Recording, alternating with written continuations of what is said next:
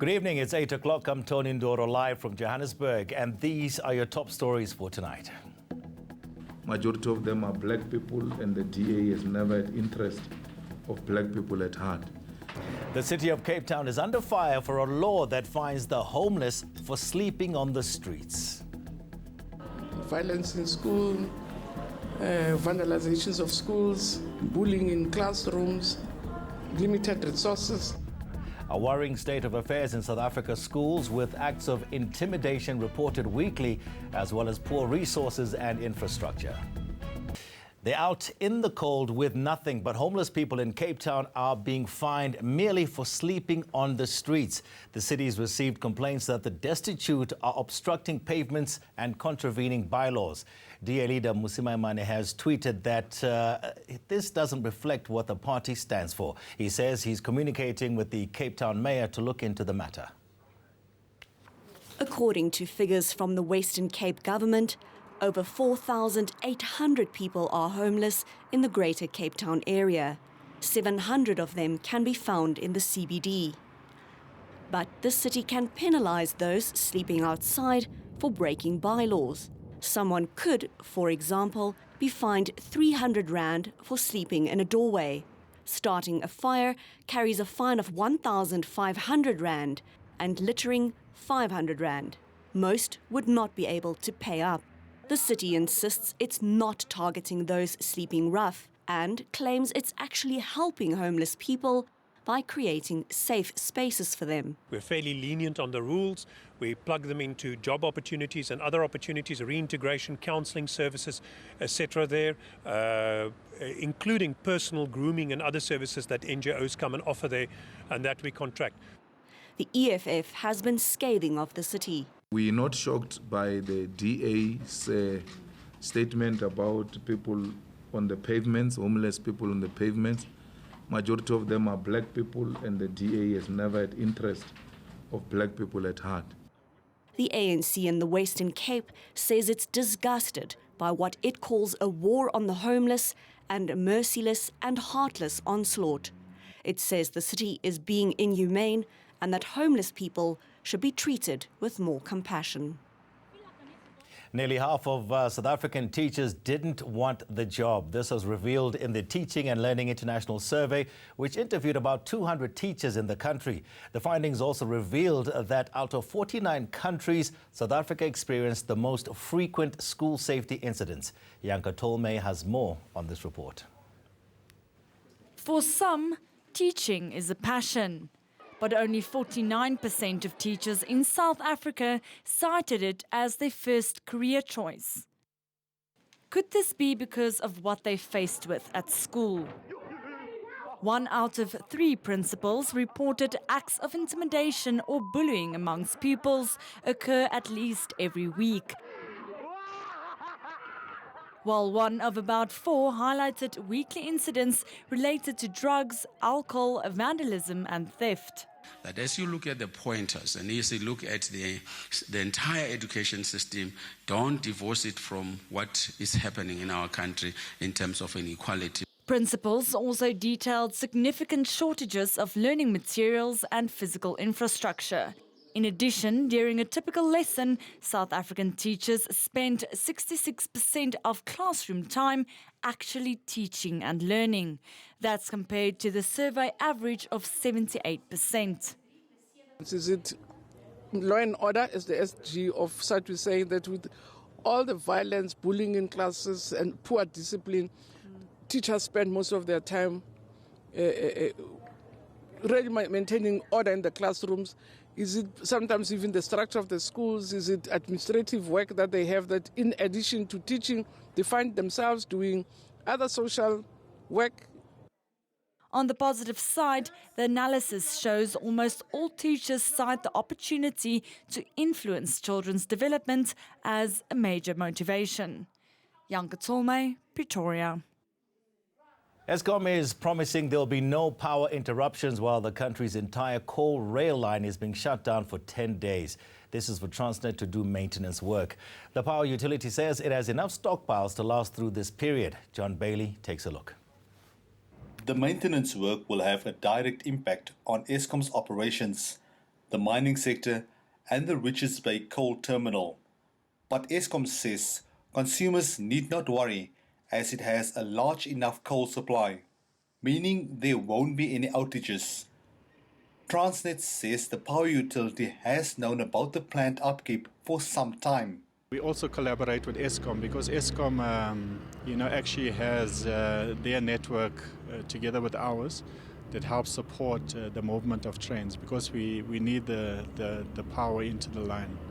So Eskom also does their work, on their substations. Over a period of 10 days, Transnet will replace old, obsolete and problematic infrastructure at a cost of 266 million rand. The parastatal says this will help sustain the business. It's in line with the company's major capital expansion and expected volume growth. The impact is that you have an efficient coal line that is run by TFR, and most importantly for my members again, they would have benefited from being subcontracted to assist TFR to deliver a successful project. The maintenance is expected to increase the rail network's reliability and availability while also reducing derailments. John Bailey, Pretoria. DENOSA has withdrawn its members from working night shift at the Polar Park Clinic in Thokoza. This comes after a safety breach last Sunday. The union has met with management but remains unhappy with the solution tabled. Mobile Mahlala brings us the story. DENOSA is taking their health department to task over the lack of safety measures at the Polar Park Clinic. Last Sunday, a man with stab wounds entered the clinic and was followed by the perpetrators who tried to kill him. We cannot risk the lives of the staff members and ask them to come to work while the security is still not functional. Gauteng Health MEC Bandile Masuku says the EMPD will be patrolling around the clinic. We also have put in place a new company which is going to, as a stopgap, to improve the safety measures, and also the community police or community safety department in Ekurhuleni have also committed that they will put some officers around the clinic. But DENOSA has rejected this plan, saying it wants a permanent solution to keep its members safe. Nurses say they are traumatized. We were busy in the consulting room and there were no securities around during the time to think of things they could have done to us because they were carrying weapons. We were so traumatized we couldn't continue working after the incident. Masuku says they've realized the need to beef up security and are now in conversation with SAPS about finding a permanent solution. Mobile Madlala, Johannesburg. The EFF has served the DA with divorce papers. EFF leader Julius Malema says the party will not vote with the Democrats in hung municipalities like Tshwane and Johannesburg. Malema says the party will abstain from voting when required, as the DA does not have the interests of black people at heart. The EFF has helped the DA take control of certain municipalities, but the Red Berets now want to have their own mayor in Tshwane. The DA is refusing to vote in its favor. We are no longer voting with the DA in all municipalities of South Africa where the DA requires the votes of the EFF. We will also not vote with the ANC. We will participate in the debate. We'll make inputs of what could be a possible solution. And if anything requires a voting, the EFF will abstain from those things of voting.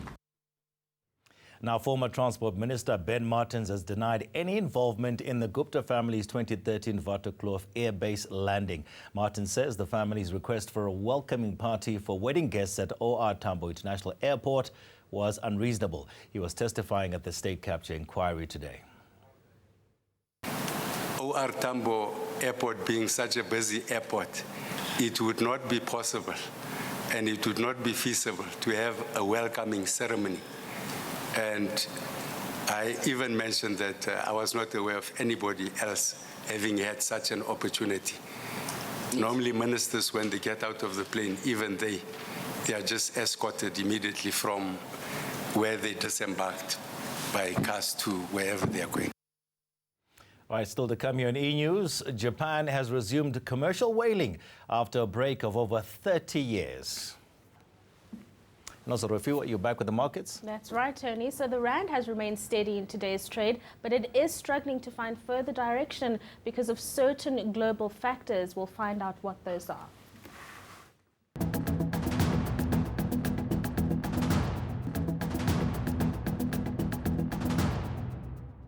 Rofio Madzena joins me now for some business news, and it's key now. So it's illegal for banks to debit customers' accounts, but there's a condition. Yeah, so it's now illegal for banks to debit accounts that are in arrears.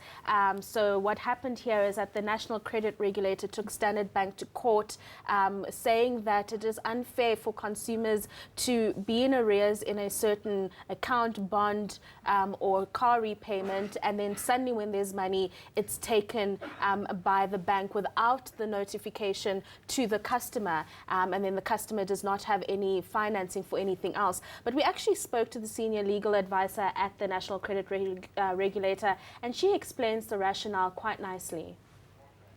Under the National Credit Act, which is a Consumer Protection Act, the consumers are afforded protection. They can decide, for example, I think a typical example that can demonstrate the abuse that can ensue as a result of credit providers taking the money unilaterally is that if you're a consumer and you got retrenched and you owe a bank money, and a couple of months later there is a retrenchment payout that is paid into your bank account, that bank can take that whole amount if that amount that has been paid into your account is equals to the areas that you owe them, which will leave you in an unfair position.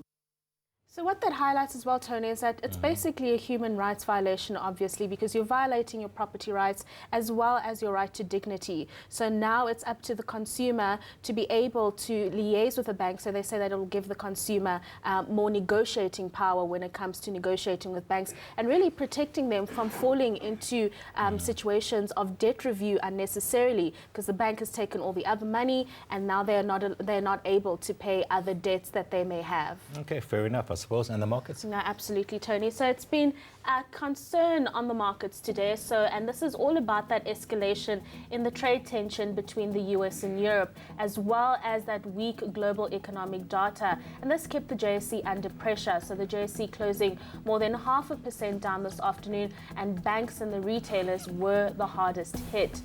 But those global fears do continue to benefit the gold price, so that price is close to a 1.5% high.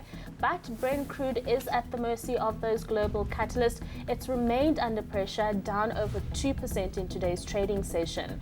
If we take a look at the local unit, the rand remains volatile, but a stronger week so far for the local currency. The volatility mainly being driven by those global growth fears, Tony. All right. Thank you so much, Ms. Madzena, as always. Thank you. All right. Let's look at news from beyond our borders now. Japan has resumed commercial whaling after a break of over 30 years. The move has been met with global condemnation and fears for the fate of whales. A small Japanese fleet has already caught their first whales. Japan has long said few whales species are endangered and announced in December that it was leaving the International Whaling Commission to resume hunting.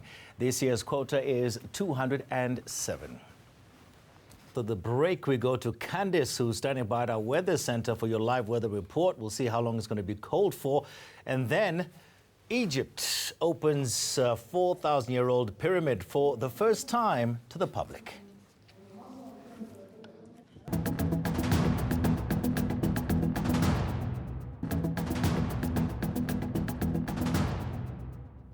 Okay, time now to go to Candice at the Weather Center. Good evening, Candice. Please take this cold weather away, please.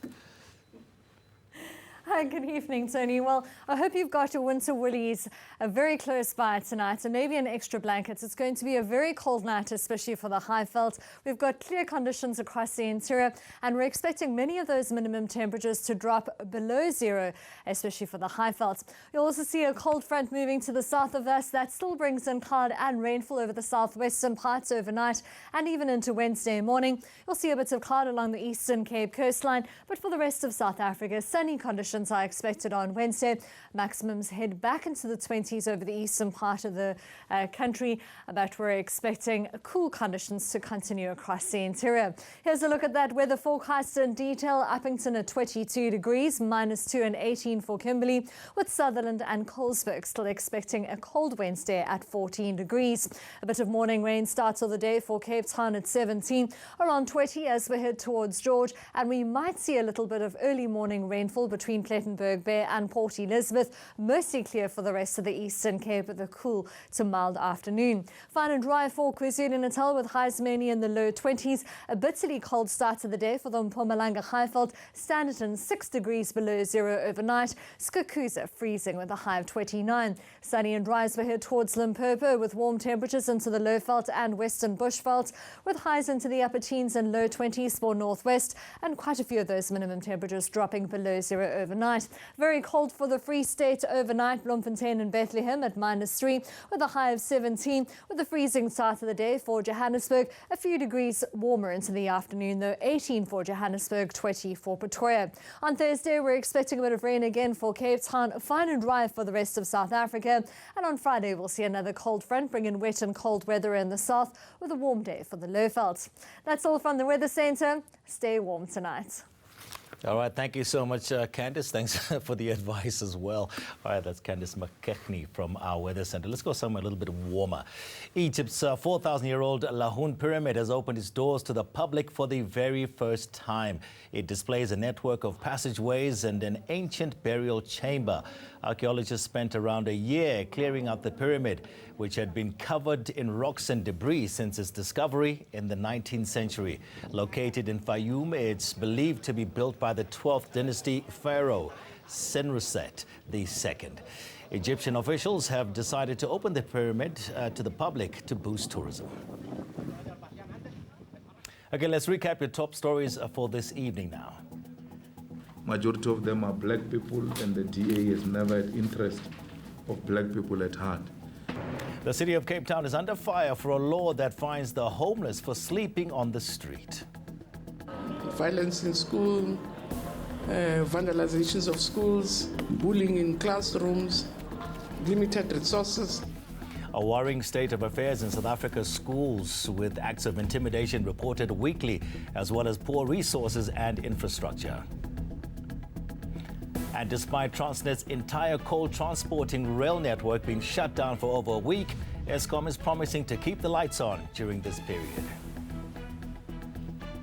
That's it for your news on Tuesday evening. Thank you so much for watching. Good night.